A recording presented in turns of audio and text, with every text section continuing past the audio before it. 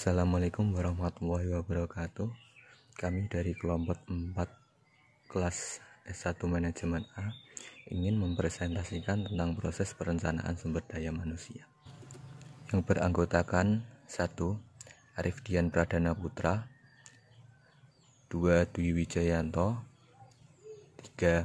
Mutiara Sania, 4. Marcel Wahyu Raditya, 5. Yusuf Surya Saputra. Poin-poin yang akan kami bahas dalam kesempatan kali ini adalah tahapan-tahapan dalam proses perencanaan sumber daya manusia. Kedua, langkah-langkah dalam proses perencanaan sumber daya manusia. Dan yang terakhir adalah kerangka waktu dalam proses perencanaan sumber daya manusia.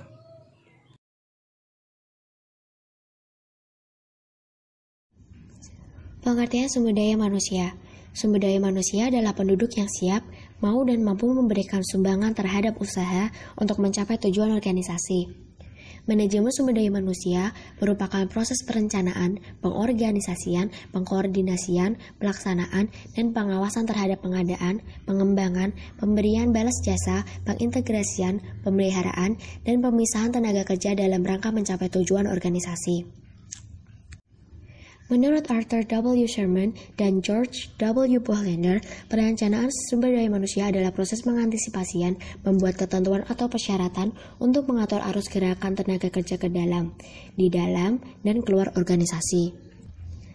Sementara menurut J. Steiner, dikatakan bahwa perencanaan sumber daya manusia merupakan perencanaan yang bertujuan untuk mempertahankan dan meningkatkan kemampuan organisasi dalam mencapai tujuan melalui strategi pengembangan kontribusi pekerjanya di masa depan. Dari dua definisi di atas, dapat disimpulkan bahwa perencanaan sumber daya manusia merupakan serangkaian kegiatan yang berkaitan dengan upaya perencanaan dan mengantisipasi masa depan.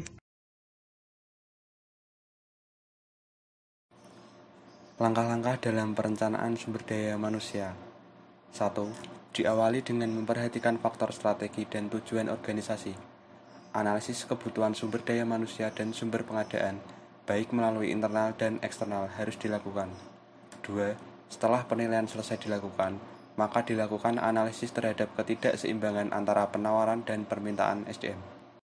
3. Strategi sumber daya manusia adalah alat yang dipakai untuk membantu organisasi dalam mengantisipasi, mengatur permintaan dan penawaran sumber daya manusia. Strategi ini akan memberikan pedoman arah yang terarah dan jelas tentang bagaimana aktivitas sumber daya manusia. 4.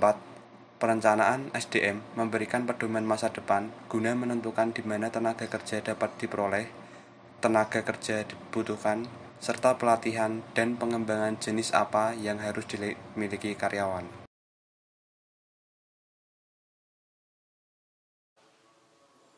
Tahapan-tahapan dalam proses perencanaan sumber daya manusia. 1. Pengumpulan analisis dan peramalan data dalam rangka mengembangkan perkiraan pasokan sumber daya manusia. 2. Sasaran dan rencana strategi. Perencanaan sumber daya manusia dilakukan persetujuan oleh manajemen puncak tentang segala sesuatu yang berkaitan dengan pernyataan-pernyataan dalam perencanaan sumber daya manusia. Di samping itu, dalam tahapan ini juga ditentukan berbagai tujuan dan kebijakan yang berkaitan dengan sumber. 3. Implementasi. Merencanakan dan mengimplementasi rencana dan program tindakan berbagai bidang kegiatan seperti rekrutmen, pelatihan, dan promosi yang memungkinkan organisasi mampu mencapai tujuan sumber daya manusianya. 4. Pengendalian dan evaluasi. Diakhiri dengan pengendalian atau kontrol dan evaluasi yang memusatkan perhatian pada kebijakan sumber daya manusia untuk akhirnya menjadikan informasi baru bagi tiap tahap pertama di periode selanjutnya.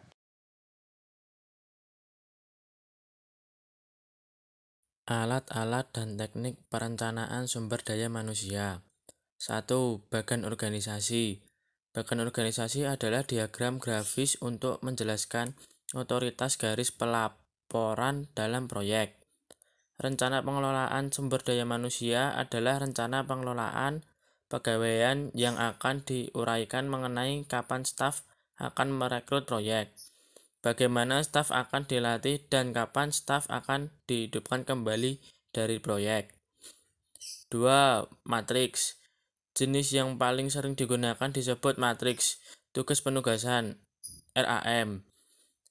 Ini dapat ditunjukkan oleh tabel yang berisi berbagai paket pekerjaan dan kolom yang tersisa yang menjelaskan berbagai peran. 3. Teks. Teks merupakan dokumen sederhana yang menggambarkan peran posisi dalam proyek, apa tanggung jawab mereka, apa pekerjaan, dan kualifikasi yang dibutuhkan untuk mengisi posisi tersebut. Format khusus ini sangat berguna saat merekrut individu yang sesuai untuk peran dalam proyek. 4. Jaringan.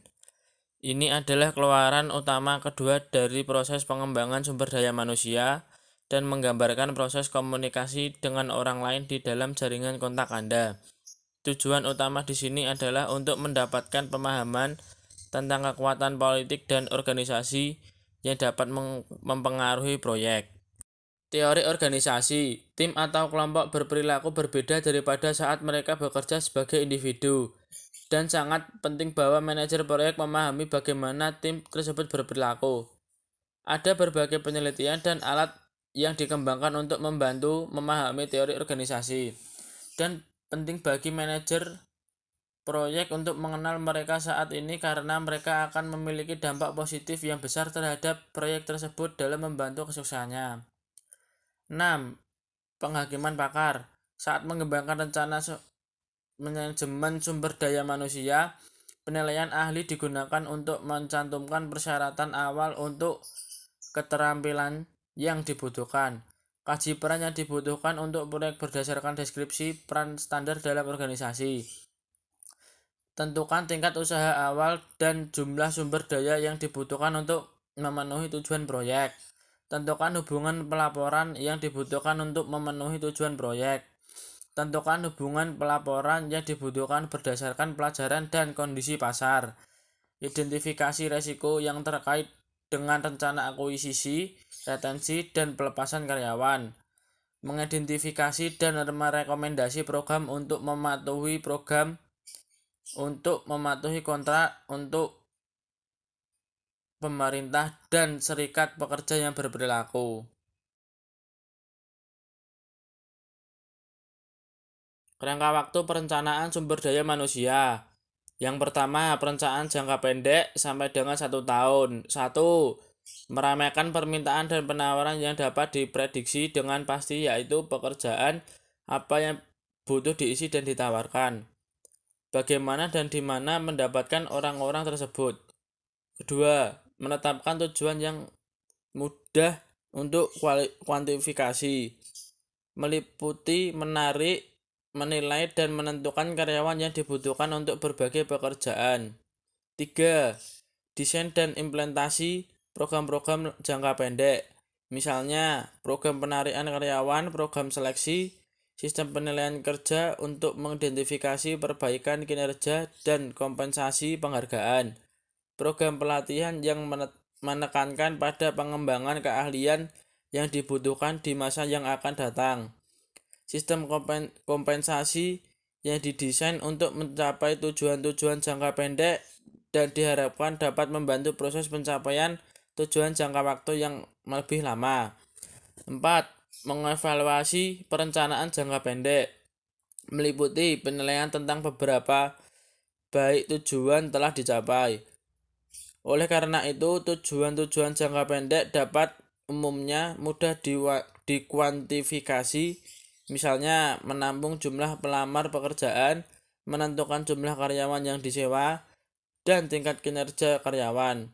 Maka evaluasi sistematis dari program-program SDM untuk memenuhi kebutuhan jangka pendek organisasi cukup fleksibel dan beberapa evaluasi kenyataannya sudah bisa dilakukan oleh organisasi-organisasi besar. Kedua, perencanaan jangka menengah, jangka waktu 2 atau 3 tahun. 1. Meramalkan permintaan jangka menengah. Dalam hal ini, perencanaan strategi berusaha memprediksi output organisasi, misalnya produksi diharapkan volume dan tingkat penjualan. 2. Meramalkan penawaran jangka menengah.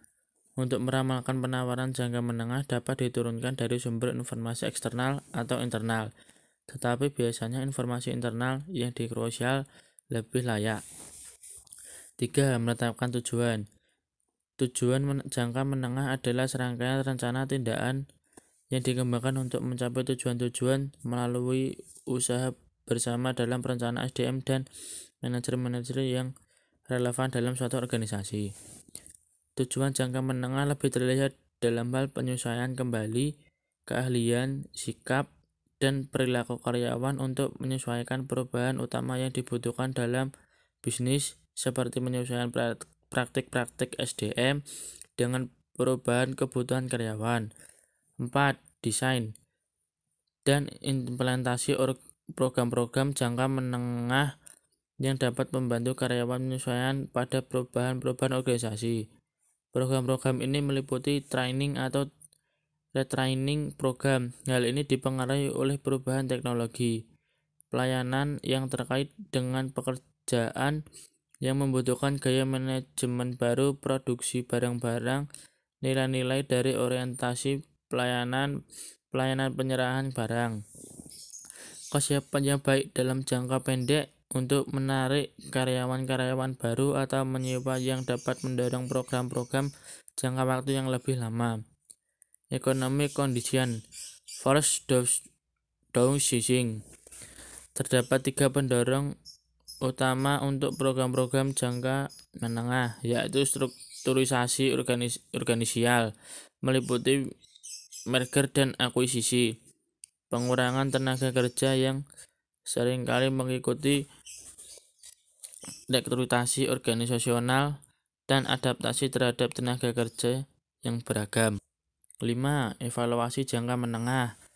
Karena jangka menengah lebih tidak pasti, kontingensi, dan ruang lingkup lebih luas, maka penyesuaian unit analisis seringkali dapat produktivitas departemen atau unit bisnis. Yang ketiga, jangka panjang, lebih dari 3 tahun. 1. Meramalkan permintaan dan penawaran yang berhubungan dengan tantangan suksesi. Program perencanaan suksesi adalah merupakan sistem yang kompleks untuk melindungi kesehatan perusahaan jangka panjang. Tujuan yang paling utama dari program suksesi manajemen adalah mengembangkan tim kepemimpinan yang kuat untuk tugas-tugas strategis.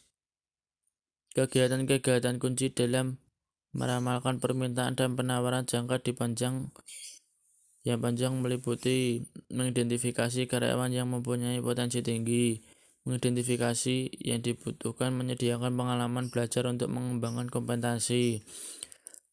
Sedangkan program mengembangkan yang baik meliputi variasi dan komponen, produser seleksi, rencana-rencana pengembangan, mentorship, meninjau kembali kinerja, dan aktivitas-aktivitas perencanaan karir yang melibatkan karyawan dalam merencanakan dan memonitor pengembangan mereka sendiri. 2. Program desain dan implementasi.